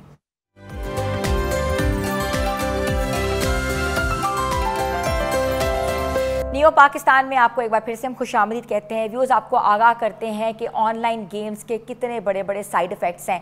बहावलपुर का एक इंतहाई सनसनीखेज़ और अफसोसनाक वाक़या, जहां कहते हैं ना कि बात करने से भी मैं कासिर हूँ, पबजी गेम के ज़रिए कहते हैं जुड़ने वाला रिश्ता एक दर्दनाक कहानी में बदल गया। खालिद महमूद जो कि एक बैंक में गार्ड के तौर पर फ़राइज़ सर अंजाम दे रहे हैं, उनकी बहू माया अली ने मुबैना तौर पर उनकी 16 साला नन माहम अली को अगवा कर लिया। ये वाक़या कोई मामूली दिन का किस्सा नहीं है बल्कि 9 माह गुजरने के बावजूद माहम अली की बाजियाबी ना होने पर वालिदैन के लिए कर्बनाक इम्तहान बन चुका है। वाक़े की तफसील चौंका देने वाली है। खालिद महमूद के बेटे का शान महमूद ने 3 साल कबल पबजी गेम के जरिए माया अली से राब्ता कायम किया। दोस्ती बढ़ते बढ़ते शादी में बदल गई। शादी के 3 माह बाद माया अली ने मुबैना तौर पर घर के जेवरात, नकदी और अपनी नंद माहम को ज़बरदस्ती एक सफ़ेद गाड़ी में बिठाकर फरार हो गई। FIR में माया अली, उसकी वालदा तस्लीम अख्तर और भाइयों को नामजद किया गया है। कानूनी रुकावटें और सूबाई हदूद की पेचीदगियाँ इस केस में बड़ी रुकावट बनी हुई हैं। DPO बहावलपुर ने IG पंजाब को ख़त लिखकर खैबर पख्तूनख्वा पुलिस के मुल्ज़िमान की गिरफ्तारी में ताउन करने की दरख्वास्त की है, लेकिन ताहाल 16 साला तालबा की वापसी मुमकिन ना हो सकी। आज हमारे साथ स्टूडियो में मुतासरा तालबा के वालिदैन और उनके वकील मौजूद हैं। ताहम हम इस मामले की ताज़ा तरीन सूरत हाल से आपको भी आगाह करेंगे और बताएंगे कि ऑनलाइन गेम्स के इफेक्ट जो हैं पूरी पाकिस्तान के घरों में कैसे हो रहे हैं। तो मैं सर वालदा जो हैं ज़रका परवीन साहिबा, खालिद महमूद साहब और उनके वकील फहमीद नवाज़ अंसारी साहब को खुशामदीद कहती हूँ। मैं अम्मा जी आपके पास आऊँगी। मुझे बताएं कि 9 महीने से आपकी बेटी जो है लापता है, कोई राब्ता हुआ है, कोई कोशिश की गई है? जो अगवा लोग जिन्हें अगवा किया उनकी तरफ से कोई फ़ोन कॉल आई? मैम पहले तो आपको करेक्ट करते चलूँ कि 10 महीने और 12 दिन हो गए हैं। हम तो एक एक दिन क़यामत का गिन के गुजार रहे हैं। मेरी बच्ची को अगवा हुए और हमें किसी ने कोई राब्ता नहीं किया। हमने पुलिस के ज़रिए मदद की है, वहाँ पुलिस को लेके गए हैं, बैलअप लेके गए हैं, लेकिन हमारी बच्ची हमें नहीं दिखाई गई, ना हमसे कोई बात कराई गई है, ना कोई राब्ता किया गया है। वो कहते हैं जी बस एक ही बात कहते हैं कि हम आपकी बच्ची आपको नहीं देंगे, किसी सूरत नहीं देंगे। पता नहीं उन्होंने उसको मार दिया है, बेच दिया है, क्योंकि वो एक गैंग है। वो ऐसे ही करते हैं कि माया को भेजते हैं। माया की तरह और भी लड़कियां रखी हुई हैं जो उनको भेज के लड़कों को बेवकूफ़ बनाते हैं। वो उनके घरों में दाखिल होती हैं। इसके बाद वो लड़कियां शादी करती हैं, फिर उनको लूटती हैं और उनके बच्चे अगवा करती हैं। अम्मा जी, आपके बेटे ने लड़की से कहाँ राब्ता किया, कहाँ वो मिले आपस में? और शादी जब करते हैं तो 2 ख़ानदानों का मेल होता है, तो आप लोगों ने कोई जाँच पड़ताल नहीं की? मैम असल बात यह कि वो खैबर पख्तूनख्वा से आई थी, डेरा इस्माइल खान से। हमें नहीं पता था वो पबजी के ज़रिए उससे मुतारिफ़ थी।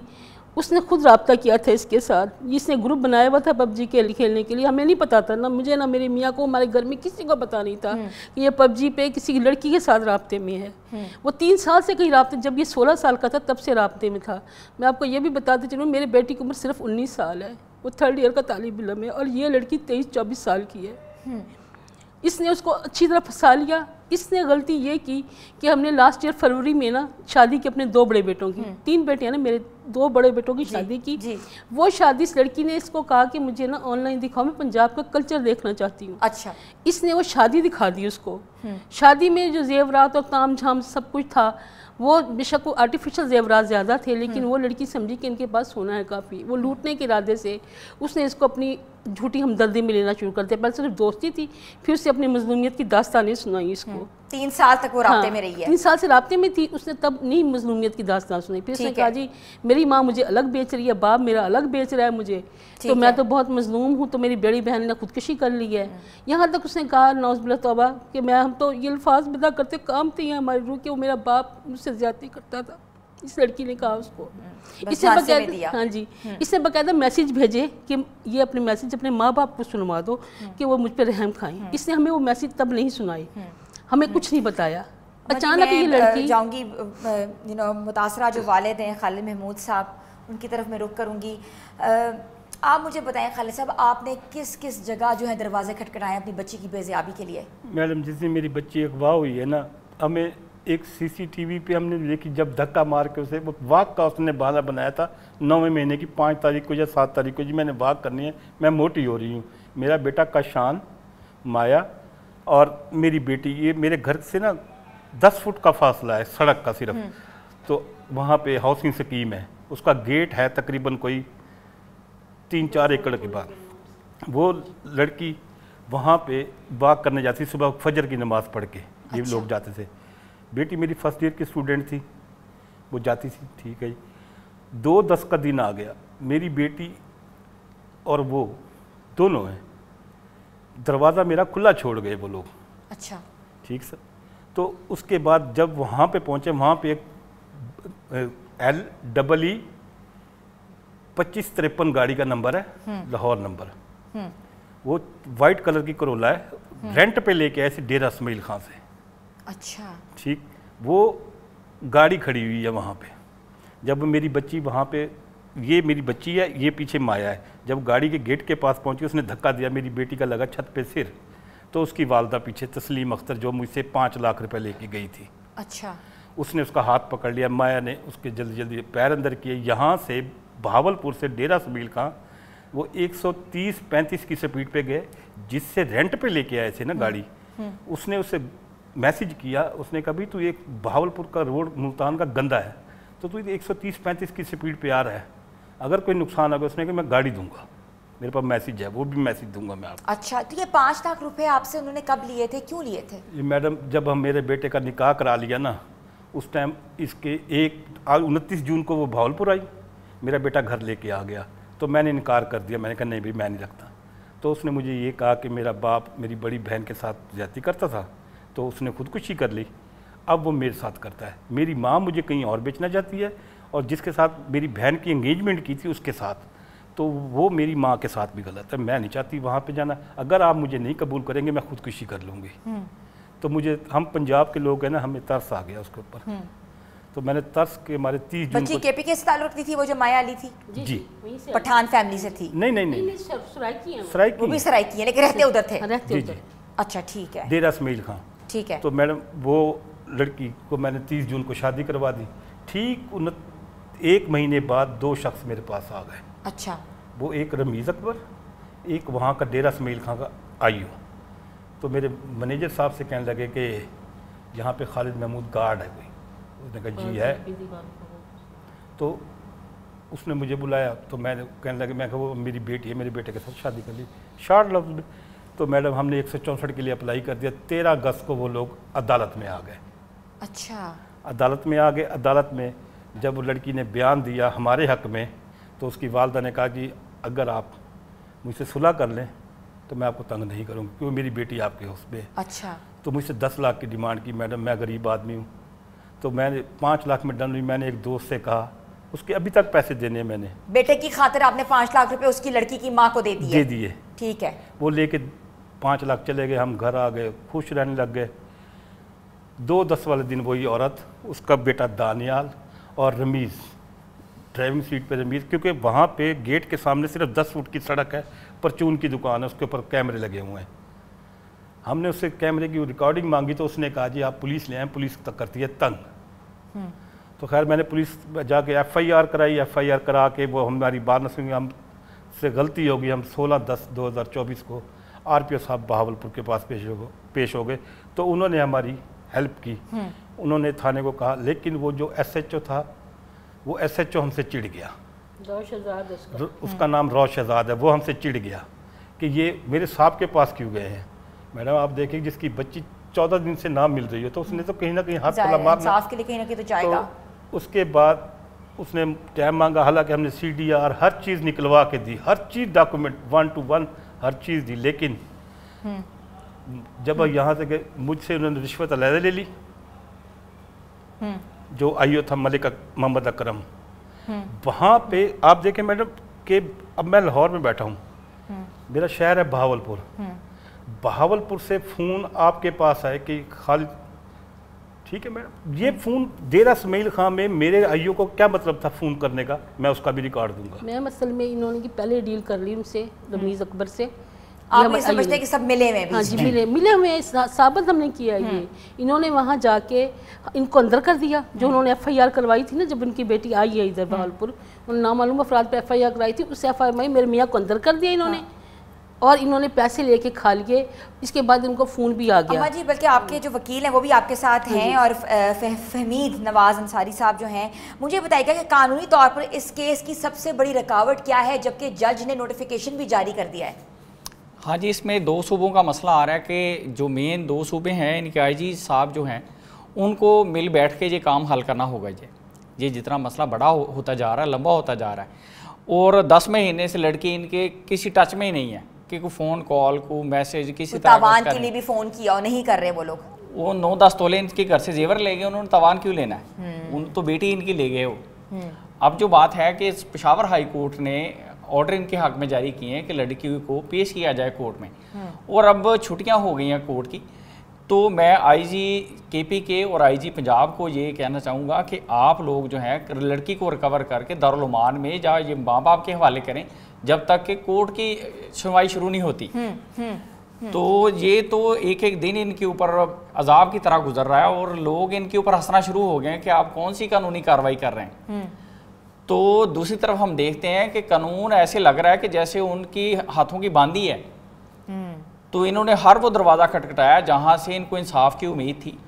तो अब हाई कोर्ट के ऑर्डर्स के बावजूद लड़की का कोई पता ही नहीं, और ना जो गवाहकार है वो वहाँ इस कानूनी सिस्टम में पेश हो रहे हैं। जो पहले कानूनी सिस्टम में वो पेश कराते रहे, पता नहीं कौन सी लड़की को पेश करते रहे वो। अच्छा, ये लोग नहीं थे वहाँ, ये मौजूद ही नहीं होते थे। अच्छा। जहाँ पे भी, जिस फॉरम पे भी, ये IG के पास भी गए, जहाँ SSP के पास गए, इन्होंने कहा जी कि हमारी बच्ची को दिखाएं, हमारे सामने बैठ के वो कह दे कि मैंने अपनी मर्जी से शादी की है। हाँ।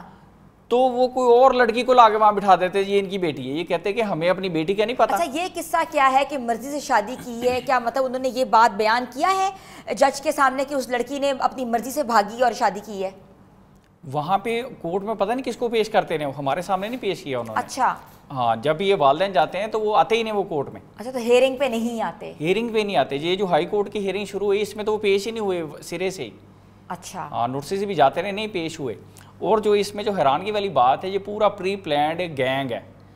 वो इसी तरह सोशल मीडिया के जरिए लड़के लड़कियों को फांसते हैं वो। अच्छा। वो फिर पूरे तरीके से उनके साथ शादी करते हैं, फिर ये कोर्ट कचहरी का मामला पूरा एतमाद जीते हैं उस फैमिली का, फिर उनके घर वारदात करके उनकी कोई बेटी है या कोई और उनकी कोई कीमती चीज़ है वो लेके चले जाते हैं। इनमें इनका कोई 9-10 तोले जेवर चला गया, 1 लाख रुपए कैश था वो ले गई वो, और इनकी बेटी को सैर करने के बहाने लेके निकली हैं, और आज 10 महीने हो गए इनकी बेटी का कुछ पता ही नहीं है। अच्छा, मुझे ये बताइएगा कि आपने कहा कि 2 सूबों की जो लड़ाई चल रही है, ये एक IG से दूसरी IG तक ये चीज़ें नहीं जा रही या आपस में कोऑर्डिनेशन नहीं है, तो क्या अदालत में इस केस की बैनुल सूबाई तौर पर इसको उठाया जाएगा, किस तौर पर इसको उठाया जाएगा? असल में ये तो एक पब्लिक मैटर है जिसमें पूरा पाकिस्तान एक होना चाहिए कि बेटियां हैं वो सबकी हैं। ये कुछ सियासी मामला नहीं है। सूबे से सूबे का क्या ये आपस में कनेक्शन है? से सूबे का कोऑर्डिनेशन ही प्रॉपर नहीं है यहाँ पे। तो यहाँ पे FIR दर्ज पंजाब में है, वहाँ पे सुनवाई नहीं होती, जाके पुलिस ऐसे लगता है कि जैसे उनकी बांदी है। वो तो हमें ऐसे समझते हैं कि जैसे हम कोई किसी और कंट्री से आ गए वहाँ पे कुछ लेने के लिए। पंजाब की पुलिस KPK की पुलिस से राब्ते में नहीं आ सकती? प्रॉपर राब्ता ही नहीं है पुलिस का ना, जो मेन फुकदान है यहाँ पे। और ये एक पब्लिक मैटर है, पूरे पाकिस्तान का मैटर है ये। तो मुतासरीन की तादाद इतनी बड़ी बढ़ रही है, आप देख लें आए दिन ये वाकयात हो रहे हैं। पहले तो लोगों का माल जाता था। तो हमारे सामने ये दूसरा बहुत बड़ा वाकया हुआ है, पहला वाकया कराची से हुआ था। जी आप देख रहे हैं कि पहले तो लोगों का माल जाता था, यहाँ तो जान स्टेक पे लग गई, माल तो गया जान स्टेक पे लग गई, पूरा घर इनका बर्बाद हो गया। जवान बच्ची है, उसका पता नहीं क्या कर दिया उन्होंने।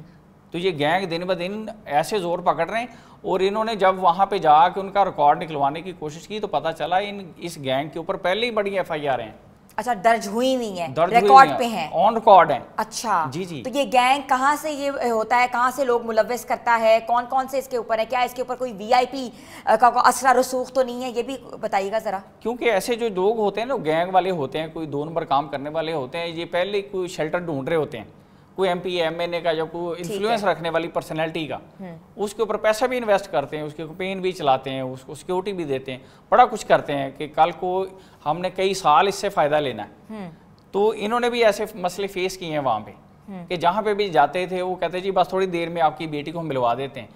तो वहाँ पे जो इख्तियार वाले को पुलिस वाले होते थे, हम इन्होंने उनके हाथ कांपते हुए देखे हैं कि थोड़ी देर बाद उनके रंग ही बदल जाते थे कि पता नहीं क्या हो जाना है, कहीं से टेलीफोन आ गया है, टेलीफोन आ जाता था। अच्छा। तो इनका बनी बनाई ऐसे लगता था कि वो किसी और कंट्री के वो मुलाजम हो गए फौरन थोड़ी देर बाद ही। SSP IG लेवल के लोग इन्होंने ऐसे फेस किए हैं। अच्छा जी जी। अभी जो मामला हमारे लिए तकलीफ दे ये है कि ये मामला बनता है FIA डायरेक्टर का, IG पंजाब का, IG KPK का, इनको फौरन चाहिए कि इसके ऊपर एक्शन लिया जाए, बिल्कुल इसको फौरन एक्शन लें। अब तो हाई कोर्ट पेशावर के ऑर्डर भी हैं हमारे पास। अच्छा, तो एज सुन एज पॉसिबल इसको लड़की को रिकवर करके तो दारुल मान में रखें या कोई और शेल्टर है वहाँ रखा जाए या वालिदैन के हवाले कर दिया जाए। अच्छा अम्मा जी, और मैं आपसे पूछूंगी महमूद साहब, मुझे बताइएगा कि कोई पेशरफ देखी, कोई कहीं से आवाज़ सुनी गई या कोई से किसी ने बताया कि बच्ची को कहीं लास्ट यहाँ देखा है, कोई आप डॉट्स ज्वाइन कर सकते हैं, कोई बीच के लोग जो हैं जो आपस में कोई सालसी किरदार अदा कर सकते हैं जिन्होंने बच्ची को देखा हो या उन लोगों से उनका वाबस्तगी हुई हो? नहीं मैम, उन्होंने आज तक हमारी कोई बात नहीं सुनी। हमने लोगों को भेजा उनके पास कि हमें हमारी बच्ची को दोबारा दे दें। पता है वो लोग कहाँ हैं? हाँ जी पता है, उनका सारा पता है, उनके घर का पता है, उनके ठिकाने का पता है। उनके पास हमने वहाँ से खैबर पख्तूनख्वा से जिरगे भेजे हैं, लेकिन वो कहते हैं जी हमने देनी नहीं बच्ची आपकी। अच्छा देनी नहीं है बच्ची? देनी नहीं। तो वो जो जिरगे वाले हैं वो बीच में किरदार अदा कर रहे हैं, मुझे बताइएगा कि वो जो बच्ची है माया अली वगैरह, वो KPK में रह रहे हैं, आपकी बेटी भी उनके साथ रह रही है? वो जी नहीं मानते, वो कहते हैं हमारे पास, नहीं बताएंगे कहाँ है। अच्छा ये चीज़ ऑन द रिकॉर्ड उन्होंने बोली है? हाँ जी, वो अच्छा। कहते हैं नहीं बताएंगे कहाँ है, ना आपसे मिलवाएंगे ना आपको दिखाएंगे। आपने जी हमारी बच्ची को क्यों लेके गए? हालांकि वो खुद आई थी, हमारे पास सारे सबूत हैं कि वो खुद आई है, उसने निकाह किया अपनी मर्जी से, 164 किया है, अदालत के रिकॉर्ड पे वो निकाह नामा भी 164 भी उसने अपने बहन भाइयों अपने माँ बाप के सामने किया है, रमीज़ अकबर के सामने किया निकाह, उनके सामने, क्योंकि वो तो उनका गैंग था, उनका ये प्लान था कि वो ऐसे एतमाद जमाएगी हम पे, हमारे घर में दाखिल होगी, फिर हम उस पर अंधा एतमाद करेंगे, फिर हमारा वो हमें लूटेगी, और लूटने के साथ साथ हमारी बच्ची को भी ले गई वो। अब वो ये नहीं कि नहीं मानते कि बच्ची मान रहे हैं, मगर बच्ची की बाजियाबी के लिए कोई लेकिन कोई पेशरफ्त नहीं हो रही। बिल्कुल बिल्कुल, बहुत बहुत शुक्रिया आपका ज़का परवीन साहिबा, खालिद महमूद साहब और फ़हीम नवाज़ अंसारी साहब। ये मुतासरा बच्ची के वालिदैन हैं जिनकी बच्ची जो है 10 माह से गायब है, उस बच्ची की बाजियाबी के लिए अपील कर रहे हैं, और हमारी भी अपील है CM पंजाब से मरियम नवाज़ साहिबा से, जो कि एक ह्यूमैनिटेरियन ग्राउंड्स में एक बच्ची को बाजियाब करवा सकती हैं। और इसमें जो है कौन लोग मुलव्वस हैं, कौन कौन से VIPs मुलव्वस हैं, या जो पुलिस एहलकार हैं या पुलिस के इदारे हैं, क्यों नहीं इसके केस के अंदर पेशरफ्त कर रहे। तो ये सारे सवाल जो हैं हम लोग इदारों से पूछ सकते हैं कि क्यों नहीं इस केस में पेशरफ्त हो रही। तो हम लोग दुआ करते हैं कि बच्ची जो सेफ़ एंड साउंड अपने वालिदैन के घर में वापस आ जाए और जहाँ भी हो वो बिल्कुल ठीक और सलामत हो। तो व्यूज़ इस मैसेज के साथ कि आप लोग सब खुश रहें, आबाद रहें, आज प्रोग्राम का इख्तिताम पे हम जाते हैं। मिलेंगे कल नए प्रोग्राम के साथ। हमारे पेजेस को ज़रूर लाइक करें, हमारे कंटेंट को ज़्यादा से ज़्यादा शेयर करें और हमेशा देखते रहें नियो पाकिस्तान।